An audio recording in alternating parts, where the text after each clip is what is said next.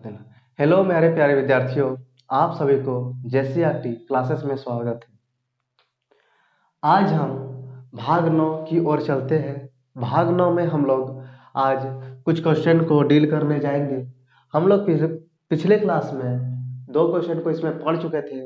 अब हम लोग अभ्यास के और कुछ क्वेश्चन को आज डील करेंगे। पहला क्वेश्चन हम लोग का रहेगा, जब बैलून में हवा भरी जाती है तो इसके आकार एवं आकृति में परिवर्तन क्यों होता है।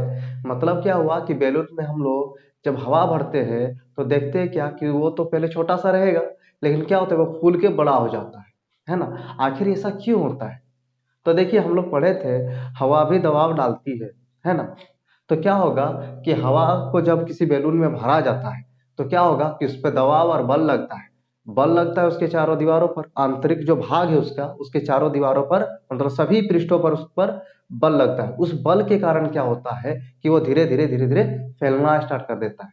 तो आते हैं उत्तर की ओर। जब बैलून में हवा भरी जाती है, हवा बैलून की पृष्ठों पर सभी भागों में बल एवं दबाव डालती है, जिसके वजह से बैलून के आकार एवं आकृति में परिवर्तन होता है ना। जिसके कारण उसके आकार और आकृति में परिवर्तन होता है और वह बड़ा है। यही होता है मेनली। सेकेंड क्वेश्चन में आते हैं। सेकेंड क्वेश्चन में हम लोग को क्या बोल रहा है, जो कि क्वेश्चन नंबर 4 है हम लोग का। अब इसमें बोल क्या रहा है कि किसी वस्तु पर कार्यरत बल को दुगुना कर दिया जाए तो उस वस्तु पर आरोपित दबाव किस प्रकार परिवर्तन होगा। ये बोल क्या रहा है कि हम लोग क्या किए कि कोई वस्तु पर जो बल लगाया जाता है उस बल को हम लोग क्या कर देंगे, दोगुना कर देंगे। क्या कर देंगे? दोगुना कर देंगे। तो क्या होगा कि बल को दोगुना करेंगे तो दबाव में क्या प्रभाव पड़ेगा उसको हम लोग समझते हैं। अब देखिए, दबाव का फॉर्मूला हम लोग जानते हैं, बल बटे में क्षेत्रफल होता है। और इसको लिखा जाए तो पी एफ ए में लिख सकते हैं। तो देखिए यहाँ पर क्या हुआ कि हम लोग क्या किए कि पहले वस्तु पर बल लगा, मतलब पहले वस्तु पर क्या लगा, दबाव लगा। तो मान लेते इसके इसके लिए P1 है, बल लगा F1 और एरिया है यही वाला, यही है। अब क्या होगा कि बल हम लोग क्या करते, दुगना लगा दिए। जब बल को हम लोग दुगना कर दिए, मतलब F2 लगाए बल, F2 किसी वस्तु पर, मतलब F2 जो कि हम लोग का क्या है, F1 का दोगुना है। F1 का क्या है, दोगुना है। तो यहाँ पर क्या होगा कि F2 लिखेंगे हम लोग, मान लीजिए, तो क्या होगा कि F1 का क्या क्या हो जाएगा, दोगुना हो जाएगा। तो इसको आप लोग ऐसे लिख सकते हैं, देखिए जैसे कि फॉर्मूला में ऐसे कर दिए है ना। और यहाँ पर क्या किए हम लोग, F1 F2 और ए लिख दिए। अब यहाँ पर क्या किए हम लोग, देखिए ये जो है, ये वाला F2 जो है F1 का दोगुना है। मतलब F2 जो है ना, F1 का दोगुना है। मतलब क्या होगा कि F1 से 2 गुना कर देंगे तो ये F2 के इक्वल हो जाएगा। तो यहाँ पर हम लोग क्या लिख सकते हैं, 2F1 और ए लिख पाएंगे। तो यही वाला चीज यहाँ पर लिखा गया है। अब देखिए, इतना करने के बाद समीकरण 1 और समीकरण 2 हम लोग को मिल जाता है। अब देखिए, ये वाला भाग को, इधर वाला भाग कुछ दिखाई दे रहा है और इधर वाला, बात तो वही है ना। ये क्या है, ये वाला क्या है, P1 है। तो यहाँ से यहाँ तक को हम P1 लिख सकते हैं। क्यों लिख पाएंगे, क्योंकि ये और ये एक ही है। तो यहाँ पर क्या किए हम लोग, P1 लिख दिए। तो हम लोग को इस स्थिति में क्या मिला, इस स्थिति में हम लोग को क्या मिला कि P2 जो दबाव होगा ना, P1 का दोगुना के बराबर होगा। P1 के दोगुने के बराबर होगा। मतलब क्या होगा कि यदि आप किसी वस्तु पर बल लगा रहे हैं ना, तो बल आपका कुछ था, मान लीजिए 1 न्यूटन का लगाए, अब 2 न्यूटन का लगाएंगे तो प्रेशर भी आपका उतने ही गुने में आपका बढ़ जाएगा, है ना।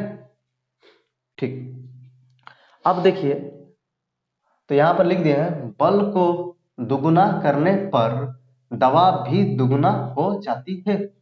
बल को दुगुना करने पर दबाव भी दुगुना हो जाती है। इसका उत्तर बन गया हम लोग के पास। अब यहाँ पर क्वेश्चन नंबर 5 में आ जाते हैं। क्वेश्चन नंबर 5 हम लोग का क्या बोलता है, प्रश्न 5 क्या है कि उस राशि का नाम बताइए जिसका मात्रक न्यूटन है। न्यूटन किस राशि का मान होता है? आप लोग को पहले डिस्कस कर दिया गया था। न्यूटन किसका मात्रक होता है? तो बल का मात्रक होता है। तो उस राशि का नाम क्या होगा? बल होगा। क्या होगा दोस्तों? बल होगा। क्वेश्चन की ओर आते हैं। अगला क्वेश्चन में बता रहा है क्या? क्वेश्चन नंबर 6, विपरीत दिशा में कार्यरत समान बलों F1 F2 का परिणामी बल कितना होगा? परिणामी बल कितना होगा? ये जो है क्वेश्चन, इसको पहले हम लोग ना ऐसे समझते हैं कि देखिए, इधर हम लोग ना 2 न्यूटन का बल लगा और इधर जो है 2 न्यूटन का फिर बल लगा, मतलब समान बल लगा। इस दिशा में 2 न्यूटन लगा, इस दिशा में 2 न्यूटन लगा। एक को हम लोग धनात्मक ले लेते हैं, एक को हम लोग क्या ले लेते हैं? धनात्मक ले लेते हैं, एक को ले लेते हैं ऋणात्मक। अब परिणामी किसी चीज का परिणाम आप कैसे निकालिएगा? तो जोड़ दीजिएगा। तो जोड़िएगा तो क्या लिखिएगा? प्लस का 2 न्यूटन प्लस फिर माइनस का 2 न्यूटन, ऐसे ही लिखिएगा। और आपको मैथ वाले सर बताए होंगे प्लस माइनस माइनस लिखाता है तो 2 न्यूटन। अब इधर देखिएगा तो ये कितना हो गया? 0 आ गया, शून्य हो गया। मतलब हम लोग देख पाएंगे इससे कि जब समान बल 2 विपरीत दिशा में लगेगी तो क्या होगा? परिणामी बल शून्य हो जाएगा। तो इसका उत्तर में हम लोग लिख देंगे शून्य। क्या लिख देंगे? शून्य, है ना? मतलब परिणामी बल शून्य हो जाएगा। तो यहाँ पर शून्य लिखिए, या फिर यहाँ पर लिख सकते हैं आप, या परिणामी बल का मान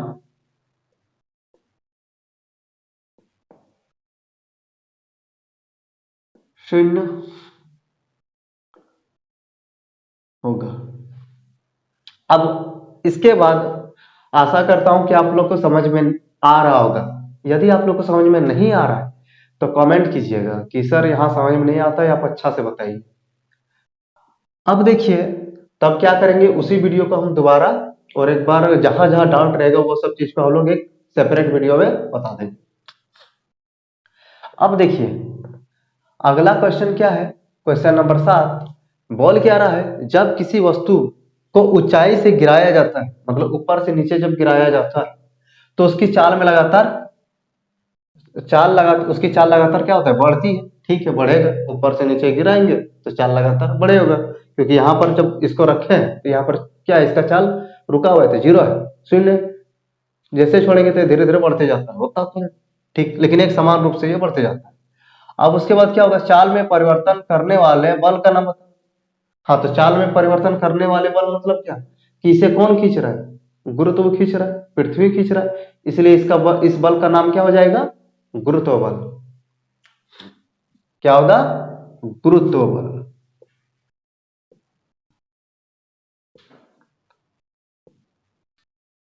आंसर में हम लोग गुरुत्व बल लिख दिए। अब क्या होता है? अगला क्वेश्चन की ओर आते हैं।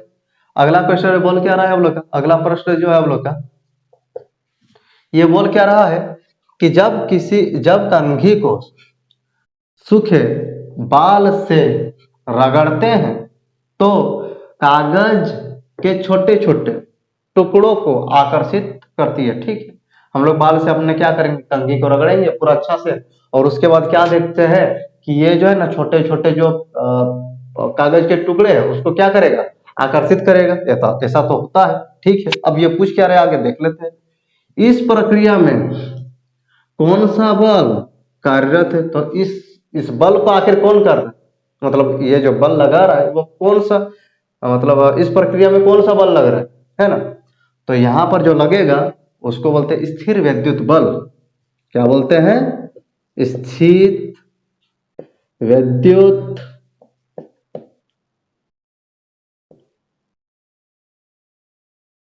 बल। क्या लगता है? स्थिर वैद्युत बल, इलेक्ट्रोस्टैटिकल फोर्स या फिर इलेक्ट्रोस्टैटिक फोर्स। तो